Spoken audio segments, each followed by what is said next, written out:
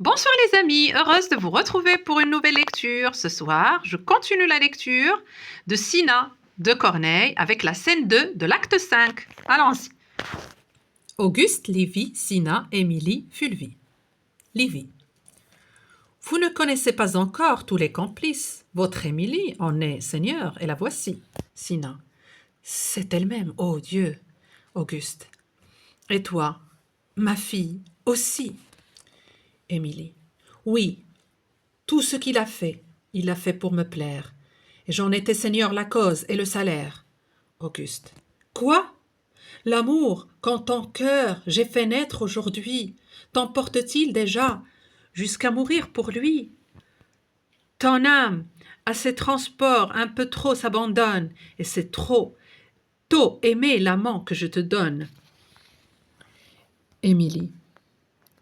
Cet amour qui m'expose à vos ressentiments n'est point le prompt effet de vos commandements, ces flammes dont nos cœurs, sans votre ordre, étaient nés. Et ce sont des secrets de plus de 4 années. Mais quoique je l'aimasse et qu'il brûlât pour moi, une haine plus forte à tous deux fit la loi. Je ne voulus jamais lui donner d'espérance, qu'il ne m'eût de mon père assuré la vengeance. Et je la lui fis jurer, il chercha des amis, le ciel rend le succès que je m'étais promis. Le ciel rend le succès que je m'étais promis. Et je vous viens, Seigneur, offrir une victime, non pour sauver sa vie, en me chargeant du crime. Sans trépas et trop juste après son attentat, et toute excuse est vaine en un crime d'État. Mourir en sa présence et rejoindre mon père, c'est tout ce qui m'amène et tout ce que j'espère. Auguste. Jusqu'à quand, ô ciel, et par quelle raison, prendrez-vous contre moi des traits dans ma maison? Pour ces débordements, j'en ai chassé Julie. Mon amour en sa place a fait choix d'Émilie. Je la vois comme elle indigne de ce rang. L'une m'ôtait l'honneur, l'autre a soif de mon sang. Et prenant toutes deux leur passion pour guide, l'une fut impudique et l'autre est parricide. Ô ma fille, est-ce là le prix de mes bienfaits? Émilie. Ceux de mon père en vous firent mêmes effets. Auguste. Songe avec quel amour j'élevai ta jeunesse.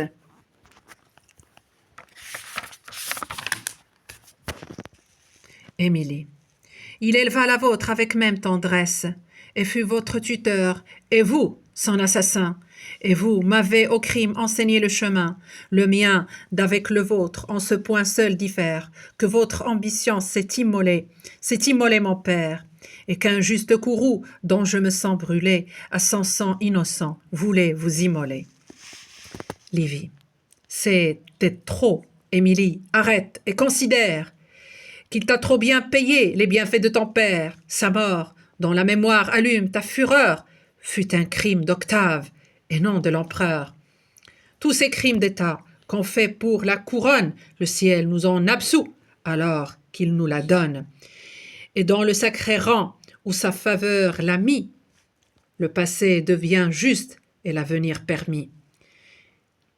Qui peut y parvenir ne peut être coupable. Quoi qu'il ait fait ou fasse, il est inviolable.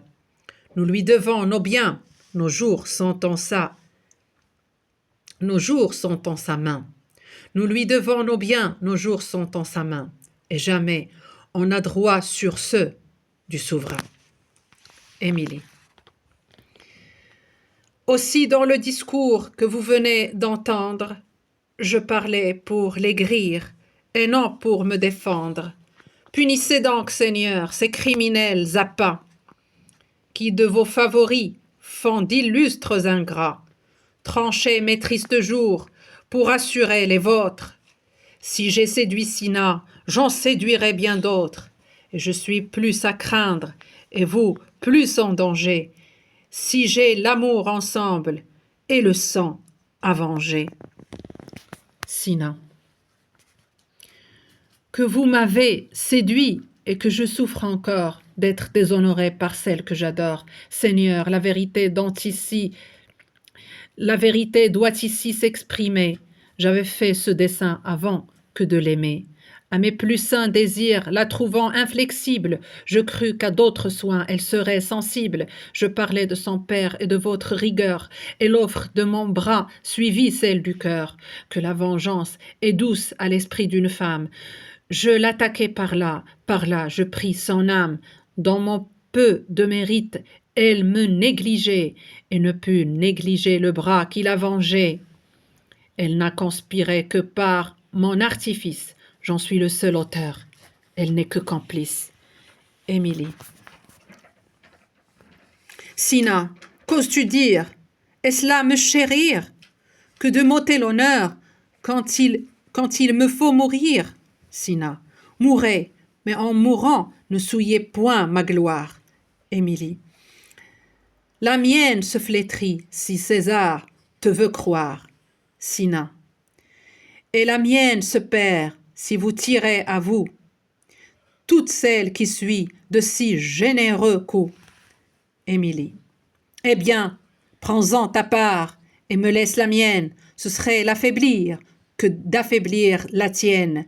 La gloire et le plaisir, la honte et les tourments, tout doit être commun entre de vrais amants. Nos deux âmes, Seigneur, sont deux âmes romaines, unissant nos désirs, nous unîmes nos haines. De nos parents perdus, le vif ressentiment nous a pris nos devoirs en un même moment. En ce noble dessein, nos cœurs se rencontrèrent, nos esprits généreux, ensemble le formèrent, ensemble nous cherchons l'honneur d'un beau trépas. Vous vouliez nous unir, ne nous séparez pas. Auguste. Oui, je vous unirai, couple ingrat et perfide, et plus mon ennemi qu'Antoine ni Lépide. Oui, je vous unirai, puisque vous le voulez. Il faut bien satisfaire au feu dont vous brûlez, et que tout l'univers, sachant ce qui m'anime, s'étonne du supplice aussi bien que du crime.